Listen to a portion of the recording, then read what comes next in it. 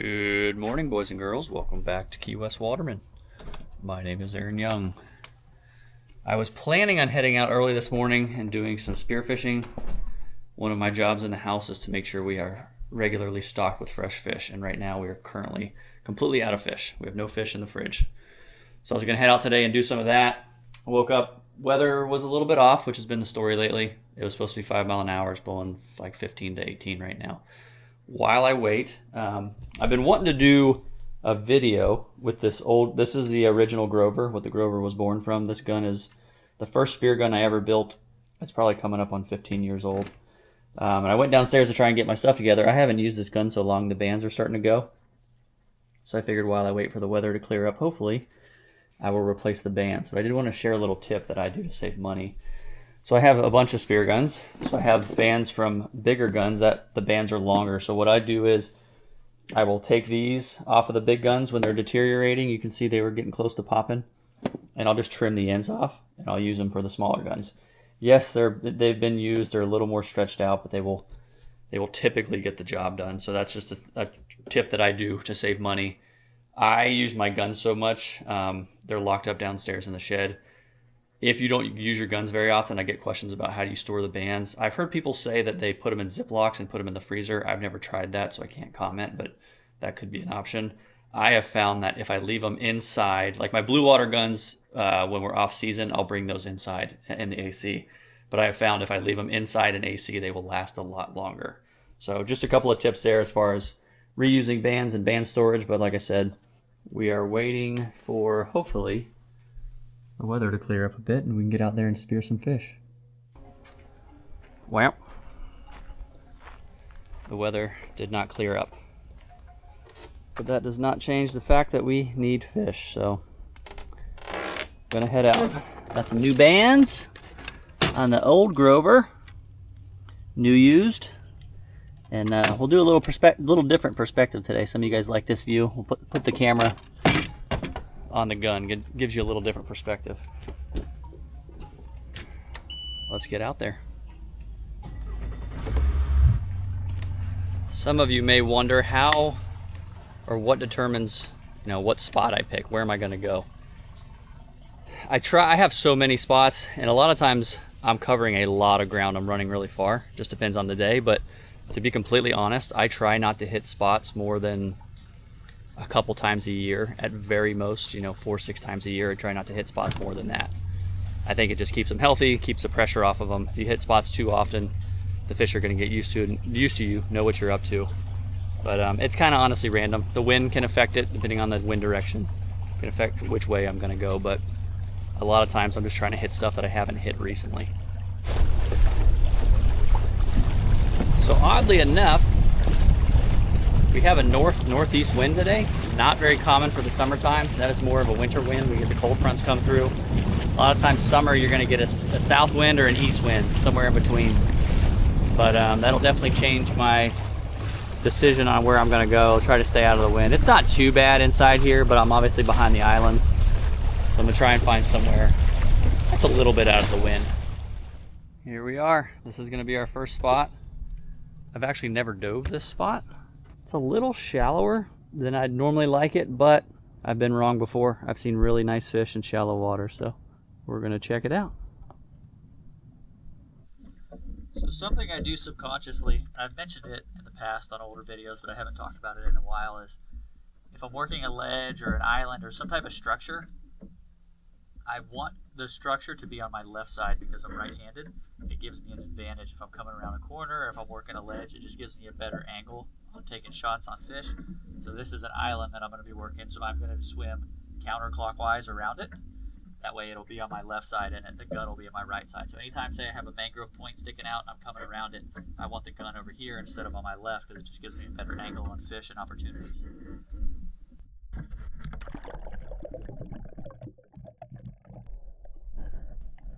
Welcome back underwater, everybody.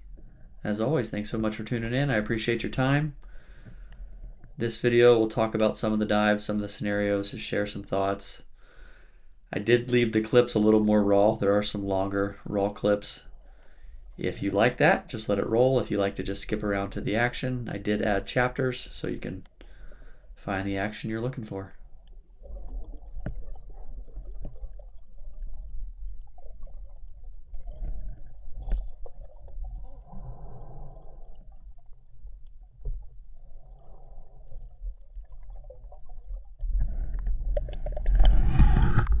It almost looks like a little cut through.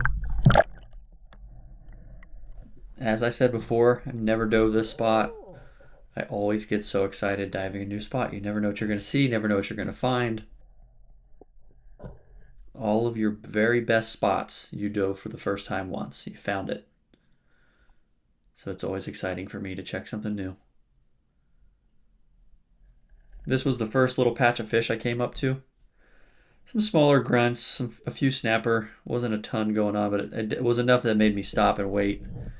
You know, I do this little trick here, just kind of make some noise on something. I was rubbing up against one of the roots there. And you'll see just that little bit of vibration, that little bit of commotion. Everything comes in, wants to check it out, wants to see what's going on. You'll see some grunts show up there, but slowly, shortly after, a lot of mangrove show up.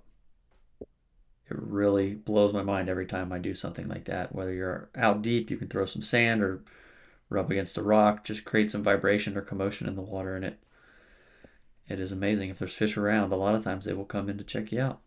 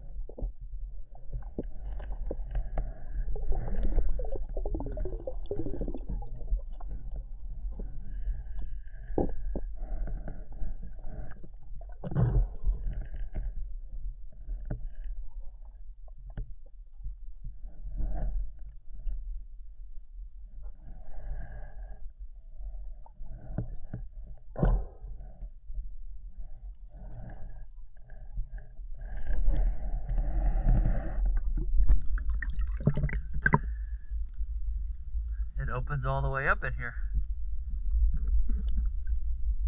All the way around. How cool is that?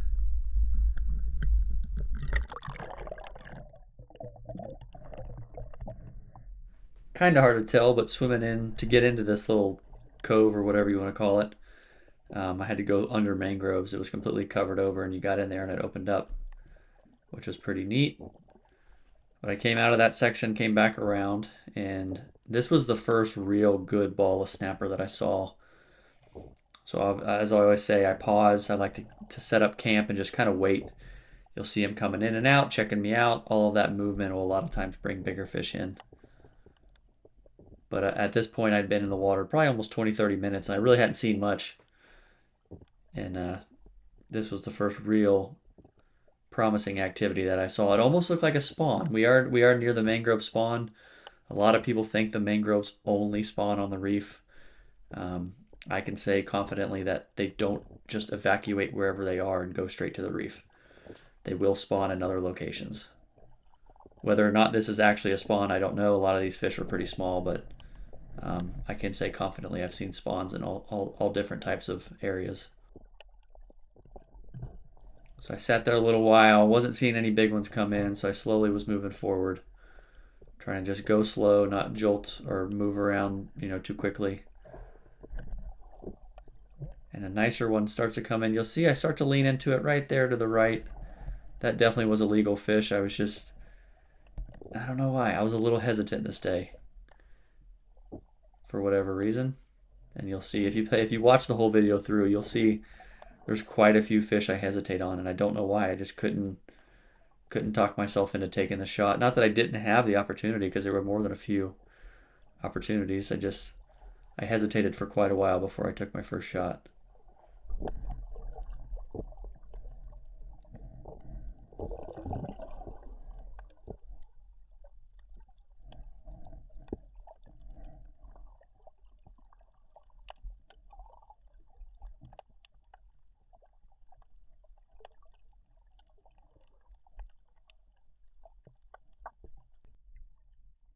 This was kind of neat. I don't see these every day in the mangroves. There's a really, really big stone crab just hanging in the mangroves. And at first I didn't notice what he was up to, but then I looked down and I could see he's eating the mangrove oysters. He was picking them off and crunching them up and eating them, which was pretty neat. And after I left this little corner, I turned my camera off for another 5 minutes, and for whatever reason, I went and clicked my camera on as I was coming around another bend. And the second I turned it on, two big snapper came in. I did not hesitate. And I was lucky that I had my camera on for that one because those fish showed up out of nowhere. And at this point, I'm probably an hour into my swim. And that was the first shot I took. Very nice mangrove.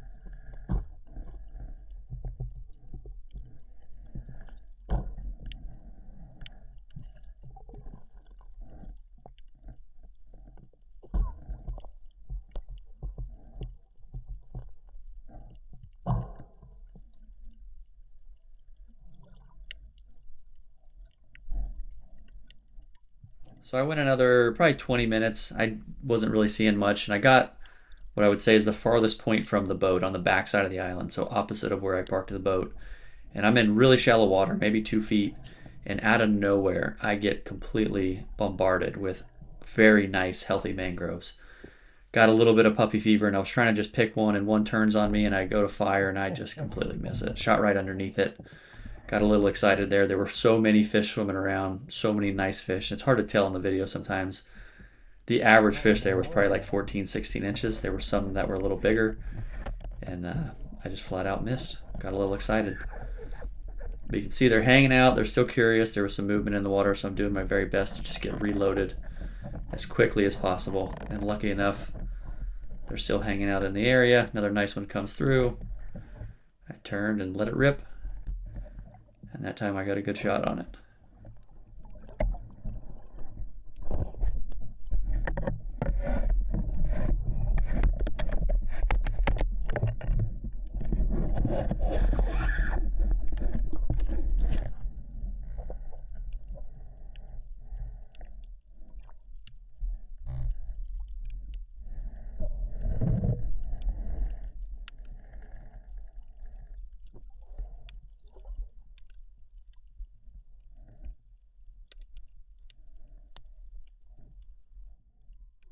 It's actually funny because I had a layout of this whole island, what it looked like, what sides were shallow, there were some deeper edges. And I just always assume that the shallow spots aren't going to hold many fish, and I think I know that, and I love being proved wrong because it just opens my mind up to new opportunities. And it seems like this shallow side of the island held all of the fish. You can see another nice mangrove comes right into my line of fire, and Didn't have to swing much and got a good shot on it. But I just love that, being proved wrong, learning something new. Always makes you a little more eager to try something you may think might not work.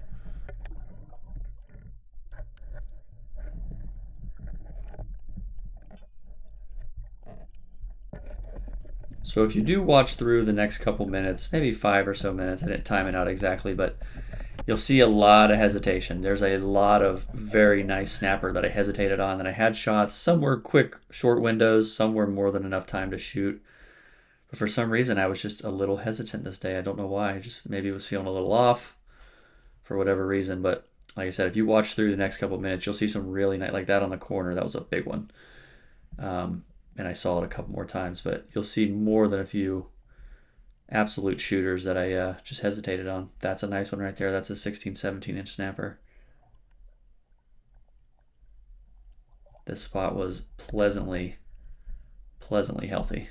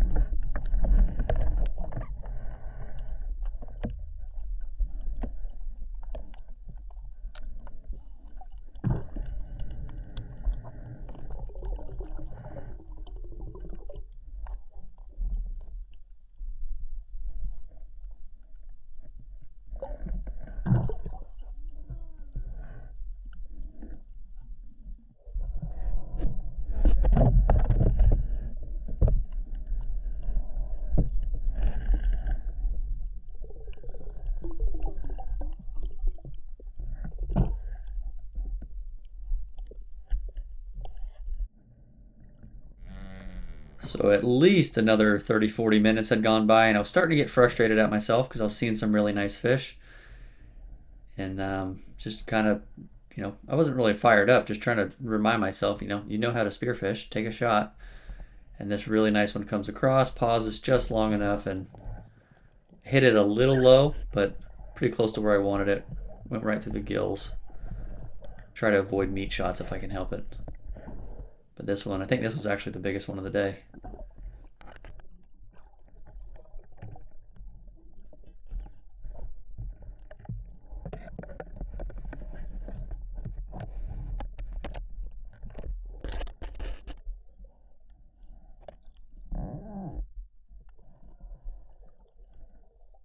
This spot in particular, I had so many nice fish come through, and right there, right, big one right away. Another nice shooter, nice shooter.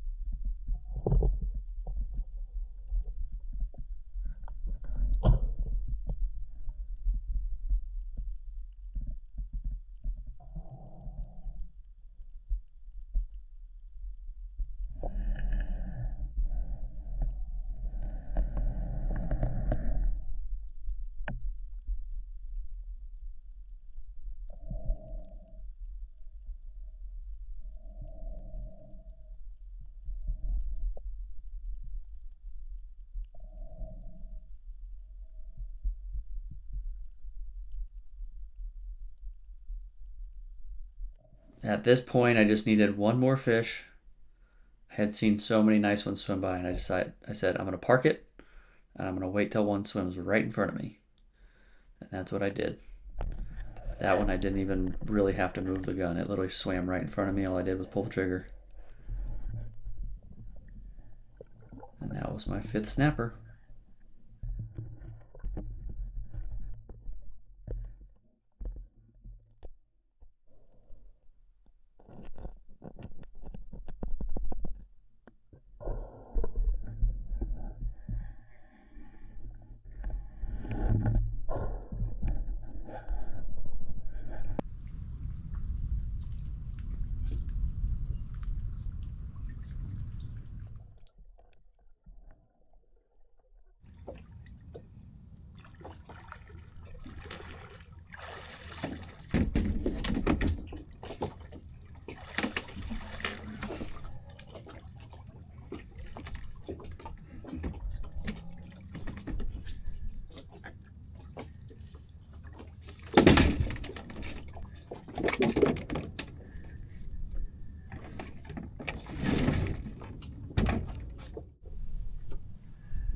That was awesome.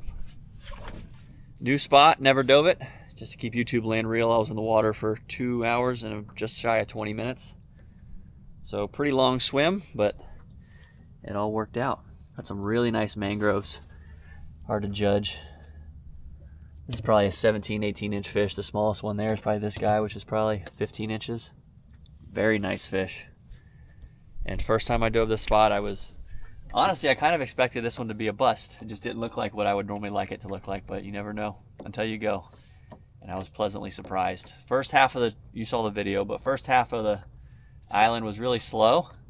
Saw a lot of fish, just a lot of smaller fish, and it seems like the second half there was just big fish everywhere. I mean, I'm not exaggerating. I hate throwing numbers out there, but I saw at least 6 or 8 mangroves that were probably pushing 20 inches or bigger.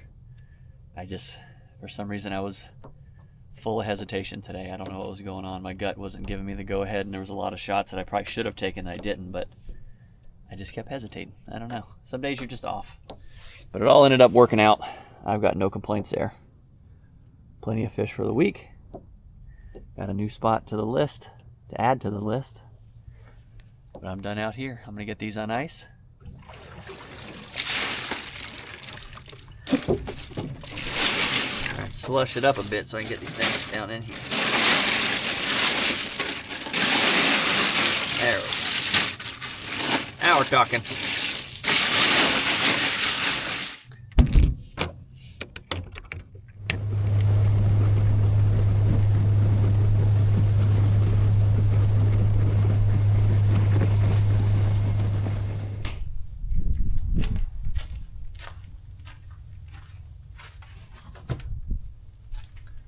You are never going to guess what happened. That's the wrong knife. You're never going to guess what happened. Our dock permit finally came back from the Army Corps of Engineers. And I don't know what the next step is, but that's very exciting because we've been waiting for like a year and 8 months. We're going to put a dock right here, have a fillet table, outdoor shower. It's going to be very exciting. And the permit finally came back. But apparently we have to apply for like a local permit now. But we are getting there. So hopefully in a few months, maybe a little more, we will have a dock. I can fillet out over the water.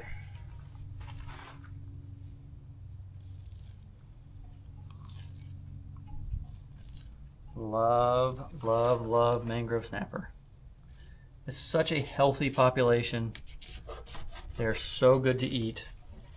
And these get big. I've never actually broken the 10-pound mark, but I know up in like Central Florida on the East Coast, I think Fort Pierce, there's a couple areas where they get them like 12, 15 pounds maybe. I've got a bunch right below the 10 mark down here, but personally, if I'm gonna eat a mangrove, I'll take one like under 18 inches. It is just beautiful. I've showed this to you 700 times. I get excited every time. Love it.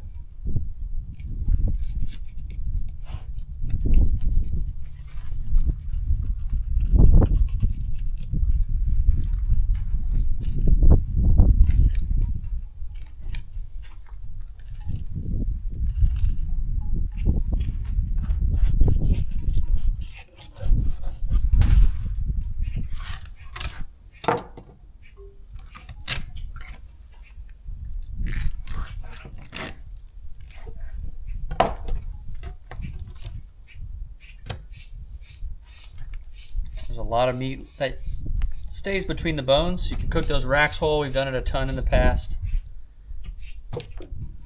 Still a lot left on there. Miss Madeline requested, excuse me, some fried fish. So that's what we're gonna do.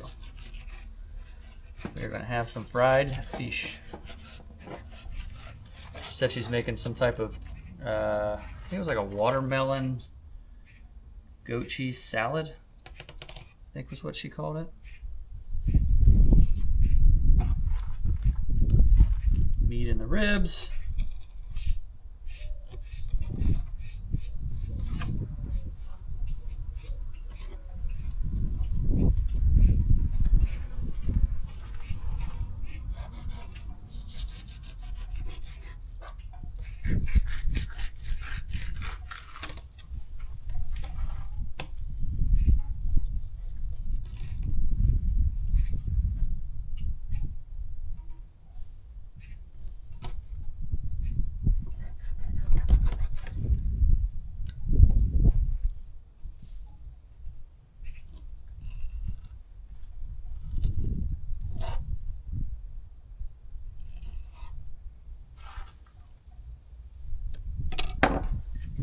Just like that. I don't know if I'll ever get tired of these. Can eat it anyway. Pan-seared, fried. It's great ceviche. Oh, look who it is, Miss Pearl. Did you smell the fish? Never gets old. I just absolutely love, this is what my dream was years and years ago. Absolutely love just being able to go out in my backyard and harvest some fresh fish at my leisure. That's all I ever dreamed of. That's funny. All right, you gotta do it. All right. All right, so I am chopping the tomato. Oh, hold on. I need to focus. catch your finger. Okay, we're in the kitchen. So Miss Madeleine is going to make a... Well, it actually is my favorite salad at a restaurant that they used to make. And Should you eat the goat cheese? can we restart? Why? Because I butchered that. I don't want to talk that much. You didn't say anything. I know. Exactly. We'll just bring the goat cheese over and we'll say we're in the kitchen. And we're in the kitchen. So Miss Madeleine requested fried fish, so I will be handling the fried fish, and she's going to make a watermelon basil goat cheese salad. It's inspired by this restaurant here in town. Here in town. But they discontinued it. And my favorite thing about it is basically they would just fry an entire thing of goat cheese and put it on top. Do you remember? It was like a hockey puck. Yeah, so we're going to supplement the fried with the fish, and she's just going to make the whatever you said. Cutting the tomatoes. Watermelon goat cheese. What did you say it again? Watermelon goat. It's just like, it's like when you name off every ingredient in a smoothie. It's just like watermelon, tomato, goat cheese, basil salad. There you go. And I'm going to fry some mangrove snapper. Very basic. I'm going to go flour, egg wash, panko into the oil. That's it. Mm-hmm. Nothing secret. Nice. I love watermelon. Oh, and it's such a summery dish. It's very summery and refreshing. Yeah. Then we got some basil directly from the source. From the tree? Yeah, it's still attached. All right, so I'm chopping the tomato. No, I'm saying when you put it in the bowl. What if I put it in the bowl at different times? That's what I'm saying. All right, you're not understanding. I'm just messing with you, babe. I'm trying to act out an episode of Friends where Monica is in an interview. I'm sure if you watch Friends, you know what I'm talking about. And the person's like, all right, tell me exactly what you're doing, exactly when you do it. So I'm chopping the watermelon. Uh-oh, it's too hot. Look out. All right, so I found a little bit of cucumber in the fridge, so we're gonna toss some of that in there too.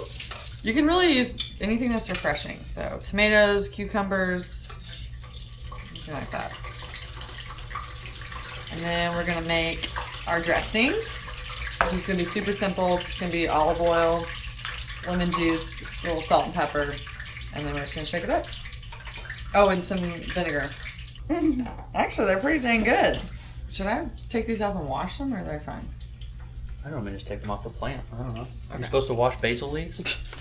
They're in our own house. Somebody will know. Fried fish. Looking good.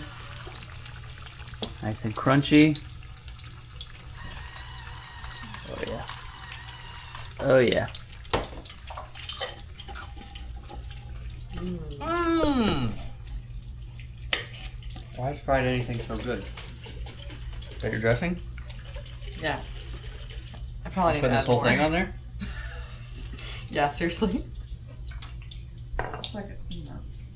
I love anything balsamic vinegar. Like I said, we're just trying this trial and error. I just added some balsamic vinegar. So I think it needs a little bit of it. You want just like little strips, right? Yeah. Yeah, because it's going to be like mixed in. Ooh, yeah. That's good. Dude, basil, when it like comes apart, you smell it. Oh. I know, it's so So aromatic. Almost done. Okay. You know, we should make this more often. This is healthy.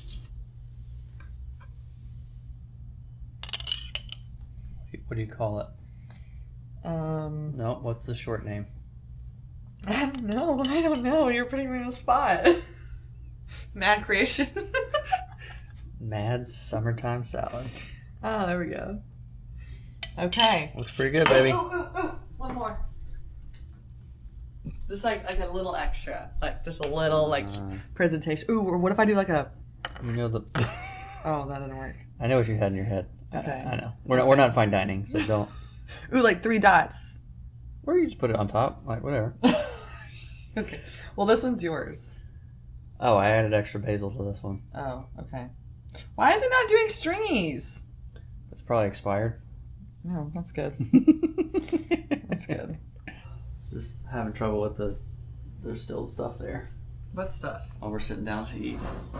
Oh. I'm a clean as I go guy. I am a type B person, if no one has realized. What does that mean? What does type I think that's what someone told me. Like Who's B? I'm kind of messy. What does B do? Oh, B's messy? B's messy. Oh, You're yeah, type no, A. yeah. Oh, yeah, you're B. You're B for sure. I'm organized when it counts. Hold on. Let's get a little. You have some. I wanted one of the fancy drops. I'm really kind of bummed it didn't work out. Mmm. Oh, wrong pipe. I like that. Right? It's so refreshing. I know it's got goat cheese on it, but it's really good. Very refreshing. Very summery. Mm-hmm. This little lemon dressing thing. I would say I want to try it with the fish. Oh, yeah. You're so good at it. Like That is nice. so good. All right, let's do it like a grand. So when you get it, there's Right. literally a fried log of goat cheese? It's a hockey puck of goat cheese. Oh, goat cheese. They just fry the whole thing? Yep. Wow. It's like one. All right, I'm gonna do all of it. That's nice. Because this is a lot of soft ingredients, so the crunch is great.